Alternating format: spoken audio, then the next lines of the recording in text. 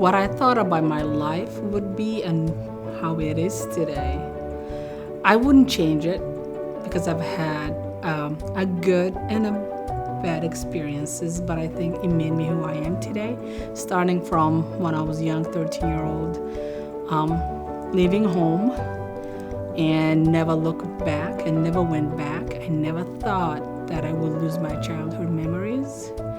And I never dreamed that I was going to be a United States of America and proud U.S. citizen as well. But that was not the dream I had as a young girl. I did want to have a family, and so I know that at some point, as much as I wanted to be this professional woman, eventually I just kind of wanted to be a mom. In high school, I started to take business classes, and I knew that my life would be business suits, briefcases. I imagined living in a condo in a big city and adopting kids and never getting married. So that's what I thought my life would be like. I think my life is similar in that I was right about my career choice. I did wear business suits and I did have briefcases and fell in love, and then all of that changed my idea of what I wanted. I didn't want to live in a big city. I wanted to be married. I wanted kids. So I think when I graduated college and got married, I just assumed that I'd always be married and that we'd have a nuclear family, and circumstances in our marriage, my ex-husband had an addiction, and it just kind of imploded everything, and it changed what I knew my life was going to be, and that was terrifying. I had 4 kids close in age. They were about 5.5 years apart from start to finish. My identity was definitely the mom of 4 kids. And when I think of how my kids think of me and our family, it's the keeper of all of their information, as well as being their cheerleader and their nurse and their chauffeur. I'm the nurturer and I'm the peacemaker. I am trying to empower them, for them to make decisions and take step on it. And as a mother, I need to make sure that everybody is listened to and heard and has a voice at the table. Because I think sometimes we tend to forget the little ones because they don't say much. But yeah, as a mother, my role is to make sure that everybody's healthy, is alive, and they go to school, and they're happy as much as I can.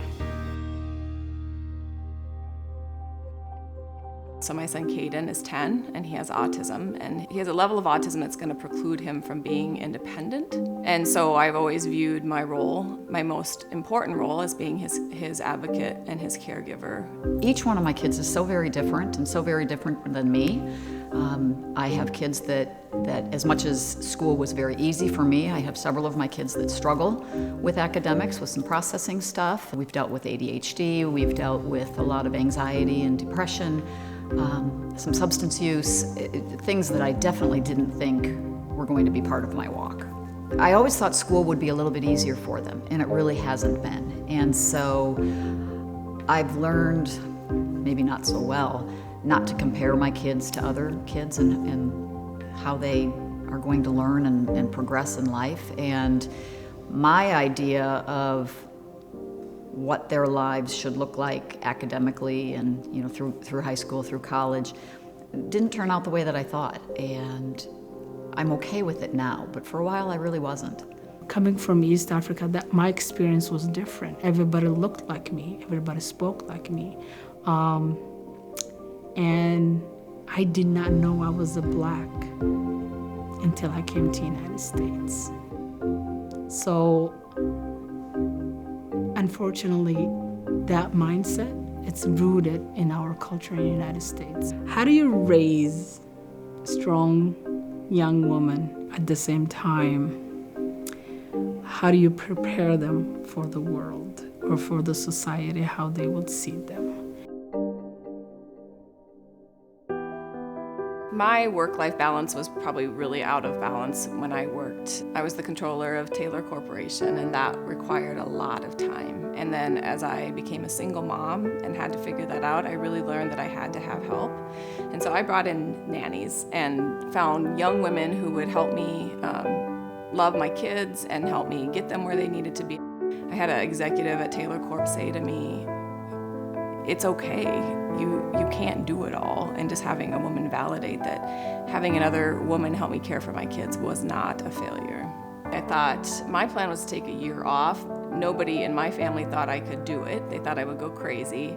And ironically, in that year, 7 months after that day that I quit working full-time, I was diagnosed with multiple sclerosis. And so it just really changed how I viewed where I wanted to spend my time and energy.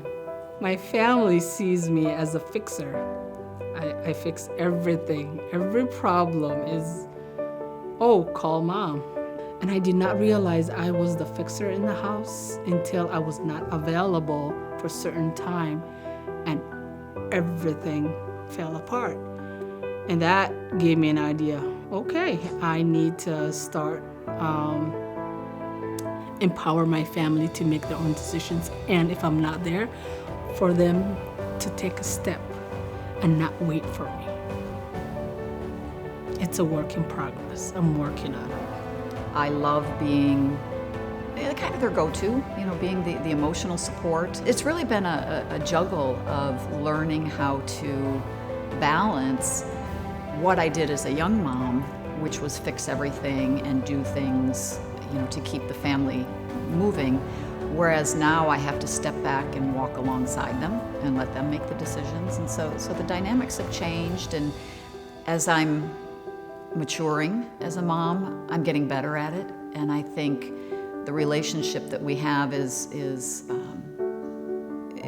neat, in spite of some of the hardship. When one of my older daughters would say something negative about herself, the other one jumps in and says, "Well, no, wait a minute. Think about what you just said. I don't think that's who you are. That's not how you define yourself." So as a mother, that's a proud moment that I have installed in my children, to be there for each other and support each other in the vulnerable moments. As a mom, I think my greatest joys are when I see my kids, work really hard for something and get it. I just want each of them to find joy every day and to do good and to help people. And those are my hopes really for my family, is that when people look at us, they see us as a family that helps others and that we're happy. I loved seeing the kids develop their personalities. I loved to see how different they were from each other, and to see where their passions were and how they learned and what their activities were. And that continues to this day. All in all, having the balance, there are certainly days that I don't, and I crash and burn.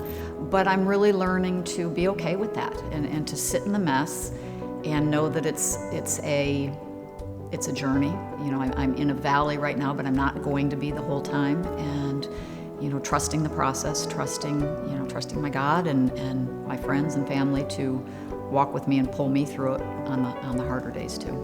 When we walked through some mental health and substance use issues with one of the kids, we were doing a lot to help our child get better. And I probably tried to do things that I could fix, but I really got to a point where there are things that I can't fix. Long and short, you can't fix them. It's their walk. But I can do things like learn about grief and loss, the loss of my dreams, not enabling, how to set boundaries, how it impacts my other children, how it impacts my marriage.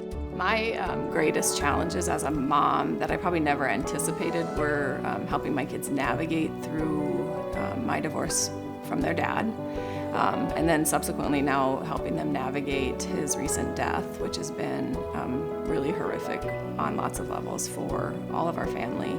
Helping my kids navigate my diagnosis, and then really the biggest challenge I've had as a mom has been learning to parent a child with a disability, which has taken a lot of time and learning and effort. My biggest fear, and I think about it unfortunately probably daily, is whether or not my disease will progress too fast for me to be able to take care of my son. As a Somali woman, as a Muslim woman, I want to make sure that my children keep their tradition, but at the same time live their lives as Americans, and I want to have them both cultures. How do you balance that? That was my only challenge as a parent when especially was raising my girls.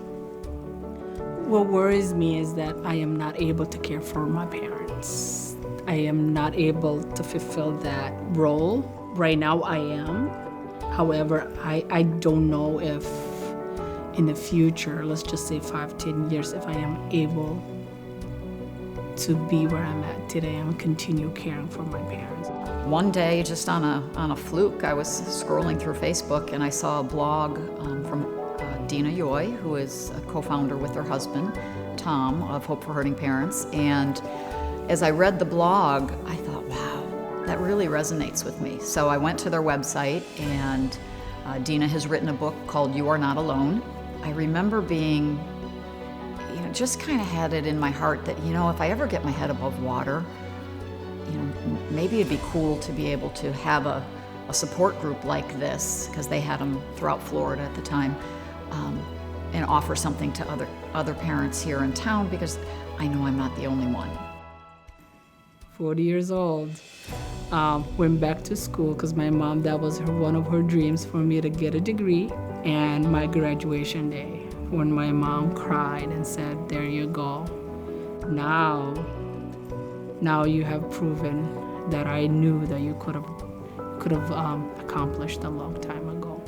So to see my parents proud of me, I don't care how old you are, you still go back to that child, that 5-year-old. But I can educate myself, and I can learn how to talk to my child without shame and without stigma, and I can love my child exactly where they're at. It's been a beautiful thing, because as I got stronger in taking care of myself, my relationship with my children got better.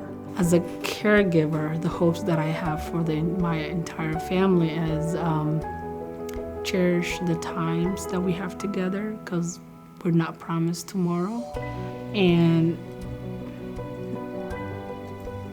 make my parents proud at the same time, and also make my children proud at the same time. My support system could be summed up in one word: girlfriends.